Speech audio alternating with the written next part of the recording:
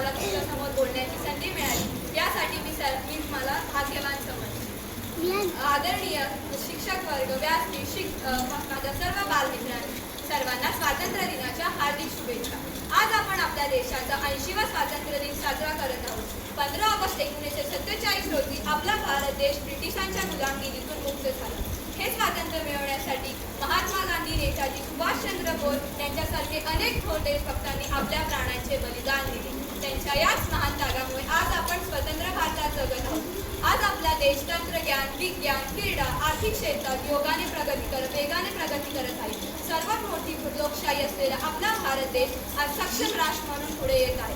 मित्रांनो, स्वातंत्र्य मिळवणे जितके कठीण होते तितकेच ते टिकवणे आणि देशाची प्रगती करणे ही आपली जबाबदारी आहे। आपण सर्वांनी मिळून देशाचे नाव आणखी मोठे केले पाहिजे। चला आज आपण सर्वांनी मिळून प्रतिज्ञा घेऊया की आपण देशाचे चांगले नागरिक बनू आणि देशाची सेवा करू। भारत